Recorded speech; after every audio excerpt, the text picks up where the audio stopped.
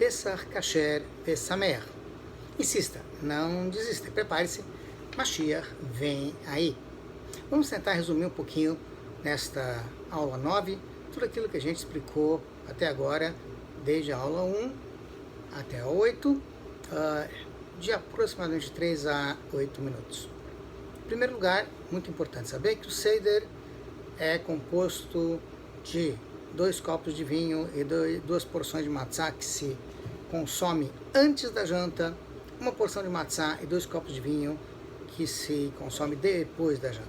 Segunda coisa, o Seder acontece entre o primeiro copo e o segundo copo. Depois tem a matzá, a janta, matzá de novo, e o final do Seder acontece entre o terceiro copo e o quarto copo. Se por algum motivo a pessoa não fez essa sequência, não tomou os 4 copos, não comeu as 3 porções de matzá, alguma coisa está faltando neste Seder de Pesach. A vida não acaba após a janta, o Seder não acaba após a janta, o Seder continua mais um pouquinho depois da janta. A maior parte do Seder é realmente entre o primeiro e o segundo copo, que é antes da janta. E por isso que o pessoal fica desesperado, porque é antes de a gente começar a comer para valer e ainda vai se falar muita coisa. Enfim, todo mundo que já fez o Seder sabe mais ou menos como é que ele funciona. Aqueles que por algum acaso não fizeram ou não acompanharam com atenção, vamos tentar dar algumas dicas para que eles possam fazer isso. A melhor coisa mesmo é assistir a aula do Rabino Shammai Ende, que está no YouTube, inclusive, muito esclarecedora, com muitos detalhes em todos os sentidos, comprida, para aqueles que querem todos os detalhes do Seder.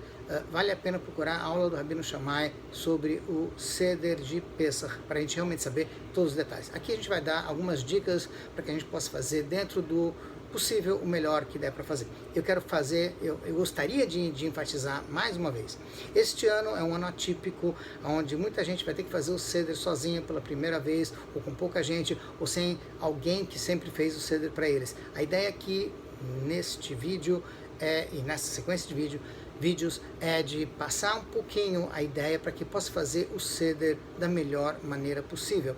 Vejam bem, perfeição só Deus.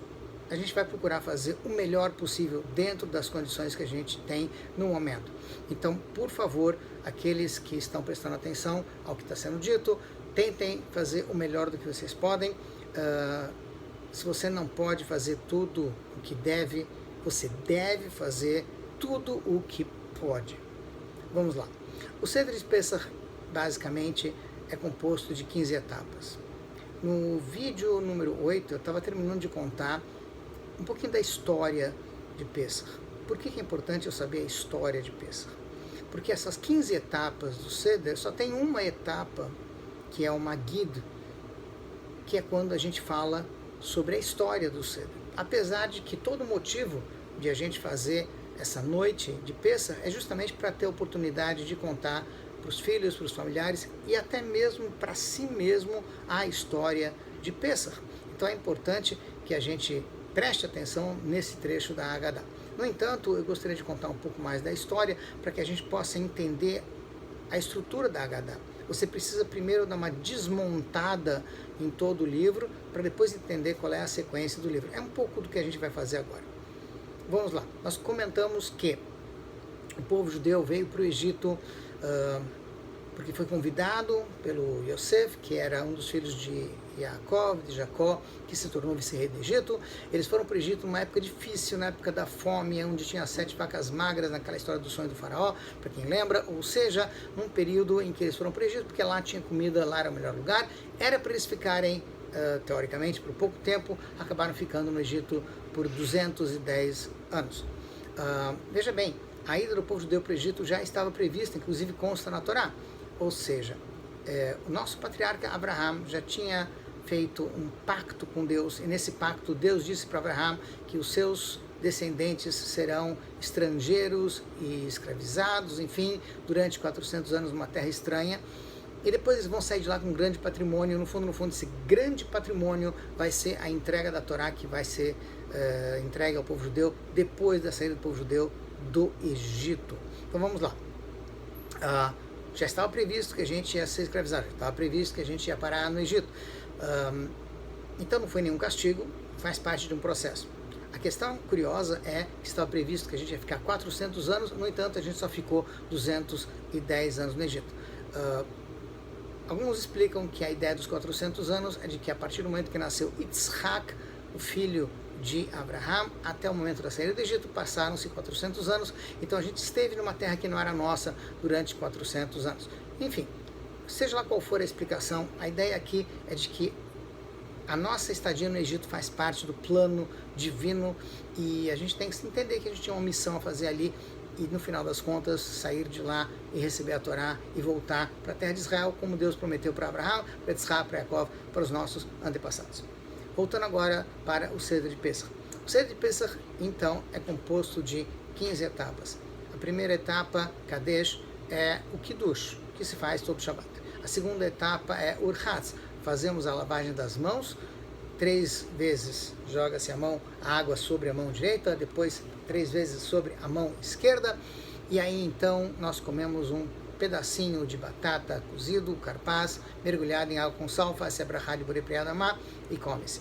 Deve-se ter em mente que isso também inclui todas as outras coisas que estão na mesa, que tem a mesma brachá, no caso o maror, por exemplo. Vejam bem, por que a gente faz isso? Porque a Torá nos diz que é mitzvah, nessa noite, contar a história da saída do Egito. No entanto, a Torá diz, Vehayaki shalcha bincha. Quando teus filhos perguntarem, você responde e conta a história. O que teus filhos vão perguntar? Mazoto, o que está acontecendo? Por que estamos fazendo o Seder de Pesach? Então, algo no Seder é diferente daquilo que acontece no ano inteiro, e por isso os filhos perguntam, e aí sim você tem a mitzvah de responder e contar a história da saída do povo judeu do Egito. Isso é Agadá, isso é o Seder. Então, o que acontece? Você logo no início do Seder faz algo diferente. O que você faz de diferente? Normalmente, você faz o Kiddush, e aí, então, depois do Kiddush, você lava as mãos, faz a brachá e come alguma coisa que é a motzi, o pão, a halá, enfim, como a matzá também, a brachá da matzá é a motzi, uma coisa que sustenta, que é a refeição. Na noite do Pesach, a gente não faz isso. Na noite do Pesach, a gente faz o Kiddush, e logo depois a gente lava as mãos, pega um pedacinho pequeno de batata, ou de cebola, ou de aipo, dependendo de cada um do seu costume, e mergulha na água com sal. É diferente do ano inteiro. E o motivo disso é justamente para que a criança, enfim, para que se pergunte, mas cadê a janta? Cadê o normal? Cadê o resto? E esse também é o motivo pelo qual os faradim fazem uma série de coisas, inclusive antes, colocar a matzá no ombro e falar misharotam, enfim, que são formas de despertar a curiosidade da criança, e aí então as crianças vão começar a perguntar o que a gente tem que fazer, como é que a gente faz o ceder, o que está acontecendo, e aí a gente tem a oportunidade de responder para as crianças. Daí porque também o início do ceder ser as perguntas, o manishtaná, porque as crianças perguntam, e a gente tem a mitzvah então de responder elas com o conteúdo da Agadá. Depois do Kiddush, a gente costuma tomar o vinho. O costume é tomar o vinho, os homens devem tomar o vinho reclinados para a esquerda, ou seja, apoiados assim, e aí toma-se o vinho reclinado para a esquerda. Um dos motivos de tomar o vinho reclinado para a esquerda é porque reclinado é a posição de alguém livre, que não tem que estar com a postura de soldadinho, duinho, na hora do ceder. As mulheres não têm o costume de tomar o vinho reclinadas para a esquerda, os homens sim. E outro motivo muito importante, muito interessante, porque se toma o vinho reclinado para a esquerda e também na hora de comer a matzá, se come a matzá reclinados para a esquerda, é porque o esôfago, que é onde entra a comida, o tubinho que entra a comida para dentro do nosso estômago, fica à nossa esquerda. A traqueia, que é o tubinho que faz o ar entrar para o pulmão, fica à direita. Se você comer reclinado para a direita, é possível que a comida ou a bebida entre na traqueia, você engasgue, Deus nos livre, isso não é bom. Você se reclinando para a esquerda, a comida entra direto no esôfago e do esôfago para o estômago, sem efeitos colaterais. Isso basicamente é o motivo pelo qual se faz isso. Depois disso, depois de a gente tomar um copo de vinho, cada um o seu copo, como a gente já explicou, o copo de vinho deve ser pelo menos de 100 mililitros, esse é o ideal, e deve-se tomar a metade, um pouco mais da metade do copo de vinho. Isso seria o necessário para fazer a mitzvah. Nós vamos seguir no próximo segmento com a Haggadah propriamente dito e os próximos trechos da Haggadah.